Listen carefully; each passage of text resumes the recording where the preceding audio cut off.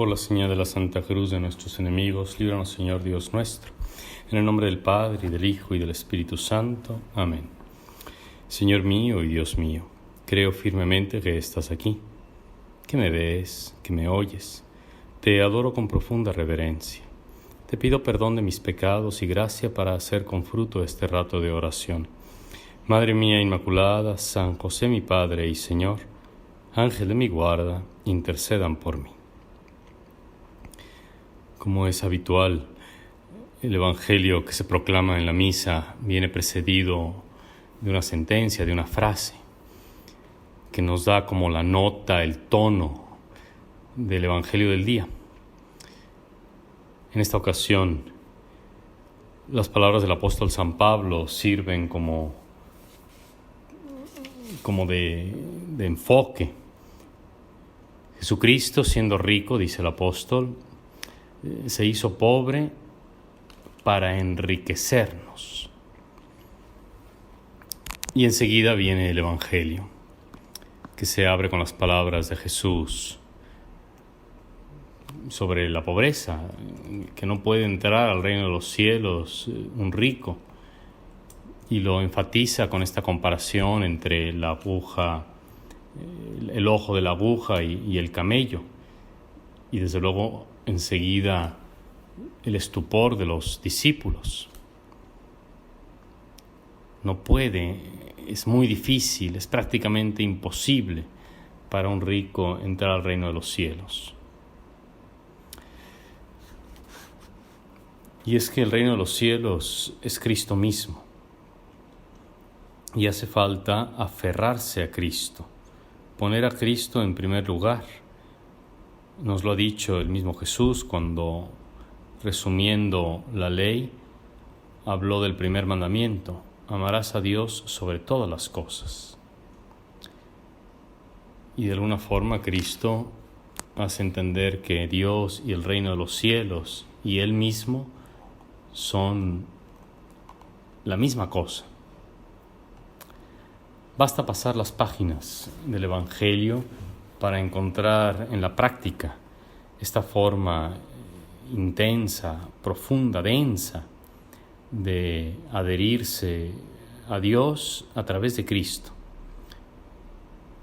Por ejemplo, aquella pecadora que no se detuvo a analizar sus propios pecados, sabía que era miserable y sin embargo toma aquel frasco de perfume de nardo y lo derrama sobre los pies de Cristo, sin miramientos, sin hacer cálculos, porque sabe que Cristo lo merece.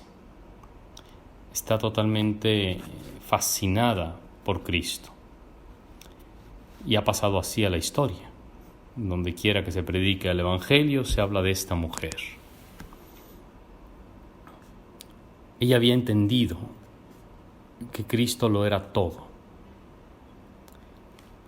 Por otro lado, tenemos a Judas, que era apóstol y que por lo tanto debía haber comprendido a Cristo mejor que los demás. Y sin embargo, apenas sucede ese evento que ya se prepara para traicionar a Cristo. Y alguno pudiera pensar, sí, porque era ladrón. Pero en realidad esta no es una explicación suficiente, porque sabemos que en el día de la crucifixión el buen ladrón se ganó el paraíso. No es porque fuera ladrón, no es solo porque fuera ladrón Judas, sino por esa codicia, por ese afecto puesto en las riquezas, por esa adicción desmesurada, poner el corazón en las cosas de este mundo. Y de esa forma es imposible amar a Cristo con todo el corazón. Algunos, para expresar estas cosas, para explicarlas, las ilustran con el ejemplo del chango, del simio, que mete la mano en una jaula donde hay plátanos y luego no la puede sacar, porque el ancho del puño cerrado, del puño que aferra el plátano, es más grueso que el espacio que hay entre los barrotes. Y de esa manera el chango queda atrapado, queda esclavo es prisionero de su codicia, de esa avaricia por el plátano. Así es el hombre que se aferra a las cosas de este mundo. Hace falta soltar de corazón las riquezas para aferrarse a Cristo. Él es el tesoro escondido en el campo, Él es la piedra, la perla preciosa. Aun y cuando no hayamos entendido totalmente a Cristo, que de hecho los apóstoles también batallaron para entender a Cristo, sin embargo entendieron lo importante. Entendieron que solamente Jesús los podía hacer plenamente felices, porque Él es la respuesta a las necesidades de la vida. Aun y cuando no entendían muchas de las palabras de Cristo, habían entendido bien que era necesario seguirlo, que había que tomar a Cristo como ejemplo, como modelo, como razón de la propia existencia. Para los apóstoles esto fue suficiente para ganarse el paraíso.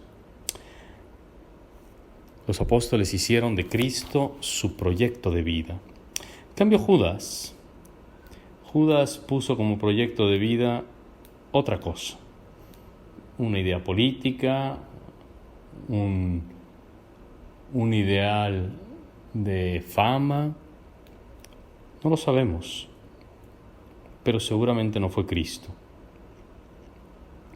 Quizá imaginaba Judas que gracias a Cristo podría él pertenecer a una nueva estructura política y ocupar un lugar de relevancia. Uno puede servirse de Cristo. Uno podría caer en esta trampa de utilizar a Cristo. Pero Jesús ya le advierte a los apóstoles que no hagan esto, que no se sirvan de Cristo como para escalar, como para hacer una especie de carrera. Hay que desprenderse y utilizar las cosas materiales a favor del Evangelio. Con qué claridad y con qué sinceridad le dice San Pedro a Jesús: he aquí que nosotros lo hemos dejado todo para seguirte. Lo hemos dejado todo. Y Jesús no les dice que no es verdad, sino les da la razón. Es cierto. Lo han dejado todo y ustedes estarán conmigo. Y aquel que se haya desprendido de las cosas, que haya hecho esta misma opción a causa de mi nombre, recibirá muchísimo en casas, en hermanos, en hermanas, padre, madre, hijos, tierra. Recibirá el 100 por 1 y la vida eterna. Esto es lo que estamos llamados también a nosotros a comprender. Que nosotros podemos hacer proyectos y podemos tener tantos y tantísimos deseos, pero Cristo debe ser el primero, el primer proyecto, el primer deseo, porque Él nos amó primero y no nos traicionará más. Es el único que puede realmente saciar los deseos, la sed de nuestro corazón. Termina este Evangelio con unas palabras que son célebres. En verdad les digo que muchos primeros serán los últimos y muchos últimos serán los primeros.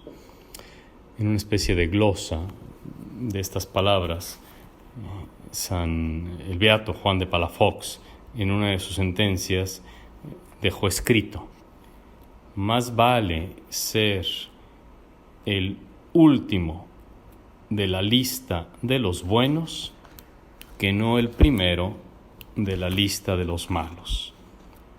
Esta comparación tan sencilla, como si hubiera dos elencos, dos listas, la de los buenos y la de los malos. ¿De qué nos serviría destacar en la lista de los malos si al final nos perdemos? Mejor seamos el último de la lista de los buenos, pero estaré en la lista correcta. Son ciertas las palabras del apóstol San Pablo con las que se ilumina este Evangelio. Cristo, con su pobreza, nos ha enriquecido. Es decir, que Cristo, tomando nuestra naturaleza humana, que es su pobreza, nos ha dado su riqueza, nos ha enriquecido, es decir, nos ha dado la participación en su naturaleza divina. Y esta es nuestra verdadera dimensión y nuestra verdadera riqueza, estar llamados a participar de la vida divina, no solamente un rato, sino por toda la eternidad. Te doy gracias, Dios mío, por los buenos propósitos, afectos e inspiraciones que me has comunicado en este rato de oración. Te pido ayuda para ponerlos por obra. Madre mía Inmaculada, San José mi Padre y Señor, Ángel de mi guarda, intercedan por mí.